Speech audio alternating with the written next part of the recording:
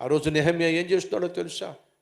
ఉద్యోగం గురించి ఆలోచించలా, తన సంపాదన గురించి ఆలోచించలా. ఏం ఆలోచించాడు? దేవుని యొక్క ప్రణాళికను గూర్చి, దేవుని ప్రజలను గూర్చి, దేవుని యొక్క పట్టణాన్ని గూర్చి ఆలోచించాడు. ఆలోచించి మౌనంగా లేడండి. ఏం చేస్తాం, కర్మలా గాలింది వాళ్ళది. చేసిన పాపం అడగిపోతుంది. వాళ్ళు పాపం చేశారు, దేవునికి కోపం తెప్పించారు, కాబట్టి దేవుడు ఏం చేశాడంటే శిక్షించాడు. ఏం చేస్తాం, వాళ్ళ పాపం పడింది అనలేదండి. వాళ్ళ కోసం ఏం చేశాడో తెలుసా? పశ్చాత్తాపడ్డాడు. మీ కుటుంబంలో ఎవరైనా పాడైపోయిన తర్వాత చేసిన పాపాన్ని బట్టి ప్రాయశ్చిత్తాన్ని అనుభవిస్తున్నప్పుడు, చేసిన పాపం అడిగిపోతుంది, అనుభవిస్తున్నాడు, చావనివ్వండి అనకండి. మరి ఏం చేయాలో కూడా నెహమ్యా నేర్పిస్తున్నాడు. కొన్నిసార్లు భర్తలు ఇష్టానుసారంగా జీవించి తాగి తందనాలు ఆడి రోగం తెచ్చుకుంటే కొంతమంది భార్యలు ఏం చేస్తారు? సింపుల్గా ఇలాగే అంటారు, ఏం చేస్తాం, వద్దు తాగొద్దు అంటే మాట విన్నాడా? ఏం లేదు. ఇప్పుడు ఏం చేస్తున్నాడు? అనుభవిస్తున్నాడు. ఏం చేస్తామండి, ఏం చేస్తాం వదిన, నేనేం చేయగలను, అనుభవిస్తున్నాడు, రోగం వచ్చింది ఇప్పుడు అని సింపుల్గా అనేసి చేతులు కడిగేసుకుంటే ఎట్లా అండి? అది బాధ్యత లేకపోవడం. ఈ మాటలు వినినప్పుడు నేను కూర్చుండి ఏడ్చి కొన్ని దినములు దుఃఖముతో ఉపవాసం ఉండి ఆకాశమందులి దేవుని ఎదుట విజ్ఞాపన చేసి తిని. ఎలా చేశాడు?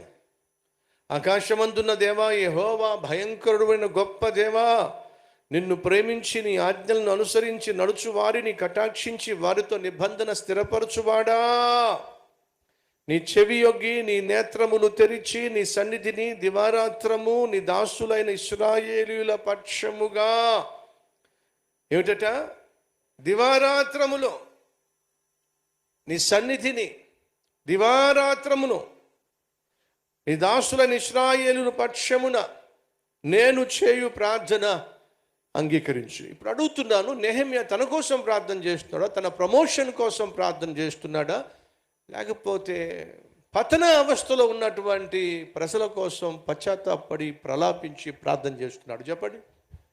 తన కోసం ప్రార్థన చేయటల్లా,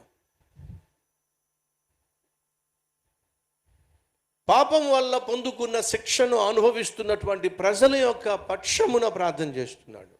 ఎలా చేస్తున్నాడట? ఏడుస్తూ చేస్తున్నాడు, ప్రలాపిస్తూ చేస్తున్నాడు, పస్తులుంటూ చేస్తున్నాడు. అది దేవుని యొక్క హృదయం. ఎంతకాలం అయింది మన కుటుంబ సభ్యుల రక్షణ కోసం నువ్వు కన్నీళ్లు కార్చి? నీ భర్త మారు మనసు పొందలేదా? నీ భార్య మారు మనసు పొందలేదా?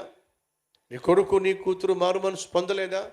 అయితే పస్తులుండి ప్రార్థన చేసి ఎంతకాలం అయింది? మళ్ళీ మీకు జ్ఞాపకం చేస్తున్నా, మా నాన్నగారు రక్షించబడ్డా. ఆయన అన్య సాంప్రదాయంలో పుట్టి పెరిగిన వాడు, దేవుని ప్రేమను గుర్తించలేని వాడు. ఒక స్టూడెంట్గా ఉన్నప్పుడు ప్రతి బుధవారం ప్రత్యేకంగా మా నాన్నగారి కోసం ఉపవాసం ఉండి కన్నీటితో ప్రార్థన చేసేవాడిని. ప్రతి బుధవారం. ఆ రోజు ఎందుకోసం ఉపవాసం ఉండేవాడిని అంటే, మా నాన్నగారు రక్షించబడాలి. నేను కార్చిన కన్నీటి వల్ల, చేసిన ఉపవాస ప్రార్థన వల్ల మా నాన్నగారు రక్షించబడ్డారు. ధైర్యంగా చెప్పగలను, కొడుకుగా నా తండ్రిని రక్షణలోనికి నడిపించుకున్నాను. ఎలా? ఉపవాస ప్రార్థన ద్వారా.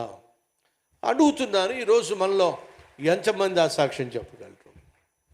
నా తండ్రిని, లేక నా తల్లిని, లేక నా భర్తను, లేక నా భార్యను, లేక నా బిడ్డలను నేను ఉపవాసం ఉండి కన్నీరు కార్చి వారిని రక్షణలోకి నడిపించుకున్నాను అని ఎంతమంది మనం చెప్పగలం? ఒక్కసారి ఆలోచించండి. మన కోసం, మన నిరుద్యోగ సమస్య కోసం, మనం కలిగి ఉన్నటువంటి అనారోగ్య సమస్య కోసం, మనం కోరుకున్నది మనకు అందకపోవడం వల్ల, మనం ఏదైతే అడుగుతున్నామో అది దొరకటం లేదు కాబట్టి ఉపవాసం ఉండి మన కోసం ప్రార్థన చేస్తున్నాం. కానీ నశించిపోతున్న వారి కోసం ఉపవాసం ఉండి ప్రార్థన చేసే రోజు ఎప్పుడు వస్తుంది? నా డైరీలో నేను రాసుకున్నాను. ఒక స్టూడెంట్గా చాలా సందర్భాల్లో నా గురించి నేను ఆలోచించినప్పుడు, నా తప్పుల గురించి నేను ఆలోచించినప్పుడు పశ్చాత్తాపడుతూ ప్రార్థన చేస్తూ ఉండేవాడిని,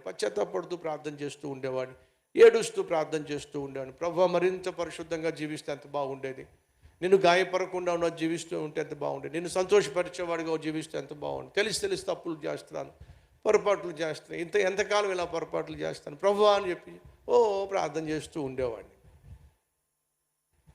అప్పుడు దేవుడు ఒక మాట నాతో అన్నాడు, నా కుమారుడా, నీ కోసం ఏడవడం మానేసి ఇతరుల కోసం ఏడ్చే రోజు ఎప్పుడు వస్తుంది?